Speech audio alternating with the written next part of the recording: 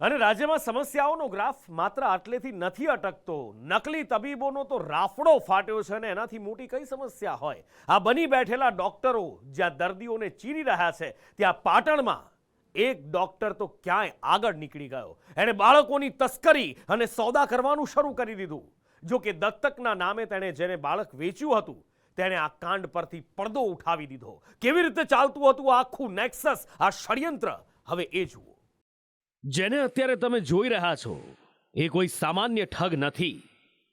આ એવો ઠગ છે જે 10 પાસ છે છતાં ડોક્ટર બની બેઠો. એટલું જ નહીં, પાટણના વારાહી તાલુકાના કોરડા ગામમાં તેને હોસ્પિટલ પણ ઊભી કરી દીધી. લોકોની જિંદગી સાથે રમત રમતા આ મહાઠગનું નામ છે સુરેશ ઠાકોર. પાટણ પોલીસે જ્યારે તેની ધરપકડ કરી એ જ દરમિયાન તેના વધુ એક કાંડનો પર્દાફાશ થયો.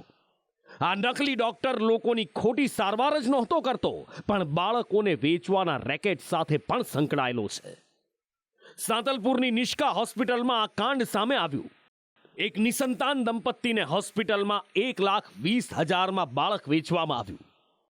બાળક અનાથ હોવાનું કહી દત્તક આપી દેવાયું. નિષ્કા હોસ્પિટલના ફાર્માસિસ્ટ નરેન્દ્ર દરજીની મદદથી સુરેશ ઠાકોરે બાળકોનો સોદો કર્યો. આ જ હોસ્પિટલના કર્મચારી અમૃત રાવળની પણ આ કૌભાંડમાં સંડોવણી સામે આવી. રાધનપુર પાલિકામાંથી બાળકનું બોગસ જન્મપત્ર પણ કઢાવી દેવાયું. જો કે બાળકને દત્તક લેવાના ઓથા હેઠળ ચાલતા ખરીદ વેચાણના કૌભાંડનો પર્દાફાશ થઈ ગયો. બાળક બીમાર રહેતા ખરીદનાર દંપતીએ તેને પરત કરી દીધું. બોગસ તબીબ સુરેશ ઠાકોરે બાળક પરત તો લીધું, પણ લીધેલા પૈસા પાછા ન આપ્યા. જેને જોતા દંપતીએ પોલીસ ફરિયાદ કરી અને આ કૌભાંડ ઉઘાડું પડી ગયું. તરીકાના કાગળો બનાવી આપવાનો જે વિશ્વાસ આપેલો એ બાબતે તેણે વિશ્વાસઘાત પણ કરેલ છે. અને આ બાળકના જે જન્મના જે પ્રમાણપત્રો બનાવવાના હોય અને અન્ય જે સાધનિક કાગળો બનાવવાના એ રાધનપુરની નગરપાલિકા ખાતે આ જે ફરિયાદી છે તે અને તેમની પત્નીના નામને આ બાળકનો જન્મ થયો છે તેવા બનાવટી દસ્તાવેજો બનાવી અને ફરિયાદીએ આપેલ છે. પાટણની નિષ્કા હોસ્પિટલના ડોક્ટર દિવ્યેશ શાહે જે દાવો કર્યો તેનાથી બોગસ તબીબ સુરેશ ઠાકોરની કરમ કુંડળી વધુ ઉજાગર થઈ. કેમ કે નિષ્કા હોસ્પિટલમાં જ બીમાર બાળકની સારવાર કરવામાં આવી હતી. બાળકના માતા પિતા એલા બાળકને સાથે સુરેશભાઈ અને એમના સાથે એક બહેન આવેલા હતા. એ પછી 14 કે 15 માર્ચે આપણે આ બાળકને ડિસ્ચાર્જ કરેલું હતું.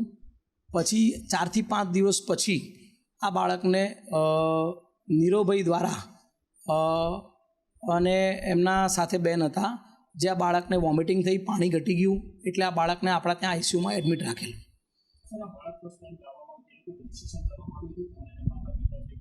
એટલે બાળક જન્મે ત્યારે એની મેચ્યોરિટી બદલાયું. એટલે હું તમને એવું નથી કહેતો, હું એમ જ કહું છું કે આ જે આઈસીયુમાં રાખેલું એવું બાળક પહેલી વાર લઈને આવેલું આપણા ત્યાં.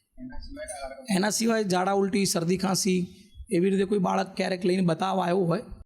પોલીસનું માનીએ તો સુરેશ ઠાકોરની હજી બાળકોના સોદાના ગુનામાં ધરપકડ કરવામાં નથી આવી. જો કે એવો દાવો થઈ રહ્યો છે કે બાળકો વેચવાના કૌભાંડને દબાવવા માટે કેટલાક મોટા માથા સક્રિય થયા છે. તપાસમાં પોલીસની ભૂમિકા સામે પણ સવાલ ઉઠ્યા છે. કેમ કે સુરેશ ઠાકોરની હજી માત્ર બોગસ ડોક્ટર તરીકે ધરપકડ કરાઈ છે. બીજી તરફ ફરિયાદીની અરજીમાં નિષ્કા હોસ્પિટલના ફાર્માસિસ્ટ નરેન્દ્ર દરજી અને કર્મચારી અમૃત રાવળનો ઉલ્લેખ પણ છે. અરજીમાં 3 ડોક્ટરોના પણ નામ છે, જેમાં 2 પીડિયાટ્રિક અને 1 ગાયનેક ડોક્ટર છે, જેમની સામે હજી સુધી કોઈ કાર્યવાહી નથી કરાઈ. પાટણના ધારાસભ્ય કિરીટ પટેલના દાવાથી આ કેસમાં વધુ ખળભળાટ મચી ગયો છે. ધારાસભ્યનો દાવો છે કે અહીંયા 1 નહીં 10 થી વધારે બાળકોની તસ્કરી થઈ છે. એમનો દાવો છે કે બાળકી હોય તો એના સોદા માટે 5 લાખ અને બાળક એટલે કે દીકરો હોય તો સોદાના 10 લાખ લેવામાં આવતા. જો કે સ્વાસ્થ્ય મંત્રી ઋષિકેશ પટેલે કિરીટ પટેલના દાવાને રાજકારણથી પ્રેરિત ગણાવ્યો છે. તેમણે કહ્યું છે કે તપાસ એસઓજીને સોંપાઈ છે. બાબતે અગાઉ ફરિયાદો થઈ ચૂકેલી હતી અને 1 નહીં 10 થી વધુ બાળકોની તસ્કરી થઈ હોય એવી અમને ખાનગીમાં માહિતી મળી છે. પોલીસ શું કરી રહી છે, જે ખરેખર નીરવ મોદી ફરિયાદી છે, ફરિયાદી ક્યાં છે એની તપાસ થવી જોઈએ. અને જો સરકાર સાચી રીતે આની તપાસ કરવા માંગતી હોય તો સરકારી અધિકારીએ ફરિયાદી બનવું જોઈએ. આરોગ્ય તંત્રના જિલ્લા કક્ષાના અધિકારીએ, ક્લાસ 1 કક્ષાના અધિકારીએ ફરિયાદી બની અને આ બાબતની તપાસ થવી જોઈએ. તાત્કાલિક સીટની રચના કરી અને આવા કેટલા બાળકોની તસ્કરી થઈ, કેટલા બાળકોને આપવામાં આવ્યા, 10 થી 15 લાખ રૂપિયા, મહિલા હોય તો 5 લાખ રૂપિયા, પુરુષ બાળક હોય એ તો એના 10 લાખ રૂપિયા. આ બાબત એક ગંભીર પ્રકારની બાબત છે. કોઈએ ફરિયાદ કરી હોય કે મારું બાળક ચોરાઈ ગયું છે, હા, તો એ બાબતનું સંજ્ઞાન લઈ અને પોલીસ તપાસ પણ થાય અને રિપોર્ટ પણ થાય. પણ વગર એમનેમ કે 10 બાળકો ને 15 બાળકો ને 20 બાળકો અને એક બાળકનો આટલો રેટ, દીકરો હોય તો આટલો રેટ, દીકરી હોય તો આટલો રેટ, આ રીતના આક્ષેપો એ કેવળ ને કેવળ રાજકીય હેતુથી થાય.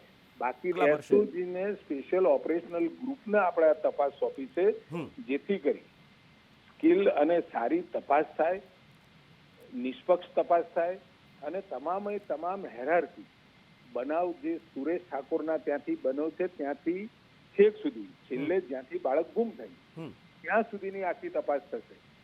સંદેશ ન્યૂઝે રાજ્યના બાળ આયોગના અધ્યક્ષ ધર્મિષ્ઠાબેન ગજ્જર સાથે પણ વાત કરી. તેમનું કહેવું છે કે પાટણના કિસ્સામાં કાયદાકીય કાર્યવાહી થઈ રહી છે. જરૂર પડશે તો આયોગની ટીમ પણ તપાસ કરશે. એક્શન લેવાયા છે એ ખૂબ ગતિવિધિમાં છે. અને બીજું પણ અમે ત્યાં કલેક્ટર સાથે પણ વાત કરીએ છીએ અને એમને પણ તરત જ જે બી રિપોર્ટ હોય અમે ત્યાંથી મંગાવી અને માહિતી જાણવાનો પ્રયત્ન કરેલ છે. અને આગળ જે બી કરવાનું થશે એ અમે એના માટે બાળકો માટે અમે પ્રયત્ન કરીશું અને કંઈક સારું એનું એ થાય એના માટે અમારો પ્રયત્ન. બાળકો વેચવાનું આ કૌભાંડ દેખાય છે એટલું સરળ અને એટલું નાનું નથી લાગી રહ્યું. આ કૌભાંડ ખૂબ મોટું હોય તેવા અણસાર દેખાઈ રહ્યા છે. આ કૌભાંડના તાર ક્યાંય દૂર સુધી લંબાયા હોય એવું દેખાઈ રહ્યું છે. અને માટે જ આ કેસમાં તપાસમાં ઈમાનદારીની ખૂબ જરૂર છે. હજી બીજા કયા ડોક્ટર સંડોવાયેલા છે, કોણ છે એ મોટા માથા, એક વિગત ઉજાગર થવી ખૂબ જરૂરી છે. કારણ કે સવાલ ગુજરાતના ભવિષ્યનો છે. ભરત પ્રજાપતિ, સંદેશ ન્યૂઝ, પાટણ.